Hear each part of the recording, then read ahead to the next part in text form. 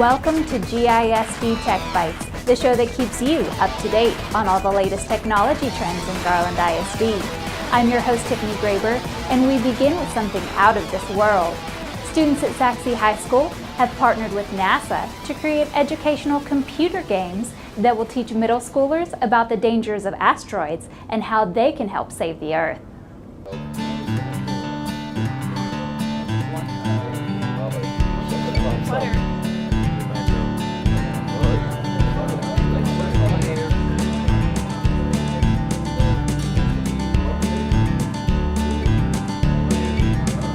Well, a few years ago, Mr. Bushland went down to a NASA education conference and made some contacts down there. And along the way, it came out that they were looking, as they're updating their curriculum, would be interested in having some games maybe, or just other educational pieces put on their website. And we came up with the idea of, hey, could our students really help with that?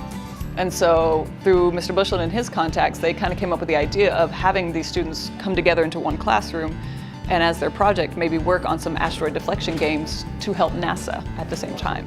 So we have some contacts down there that give us some feedback and kind of have been giving us some guidance a little along the way in their spare time, because they're pretty busy down there as well, but kind of helping us format what we need our students to do in their games. So that Mr. Bushland and I are treating it like we're their managers at a workplace and really kind of just guiding them in their development of these projects for the customer, which is NASA. Mrs. Bolton and I have been talking for a couple of years about things that we'd like to do if we could only combine our courses. My students learn the software for animating and modeling and doing the graphic designs. Hers learned the programming. So in the past, the Computer Science 3 students could develop some fantastic games, but they didn't have the artwork, animation, the models to really make it look professional. Where likewise in Mr. Bushland's class, his animation students could come up with beautiful artwork, videos, animation, but they didn't really have a framework or format to put it in, like a game or a simulation or something to bring it all together. So he and I just were talking and have talked for a couple of years about the idea of pulling our students together, and we finally were able to pull it together this year. So we have the computer science students and animation students working in teams together so that all of that beautiful artwork and animation and models can be put to use inside of a game or an animation or a simulation that could really display what both sets of students can do. We have 5 different groups. Some have 3 students, some have 4.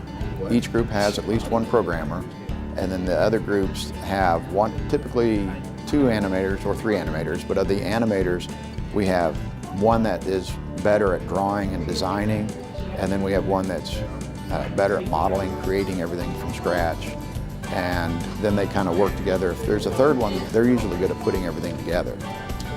The programmer actually has the toughest job because sometimes they're stuck waiting for the animators to get done with their stuff to send it over, and then all of a sudden they have all this work that they have to do, and unfortunately they can't get a lot of help from the animators because we don't know the coding.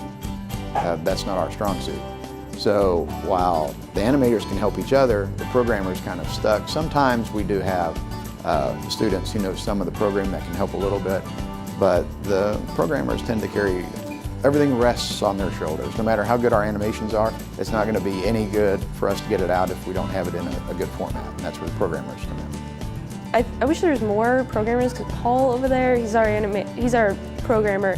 He is swamped with work. He's constantly doing stuff, breaking things, fixing things, doing all kinds of things. And I think it's really funny, because we have no idea what he's talking about. He has no idea what we're talking about. And it's like we're trying to communicate. We're like, we want this to happen. He's like, okay, how do I do that? How do I get that to happen?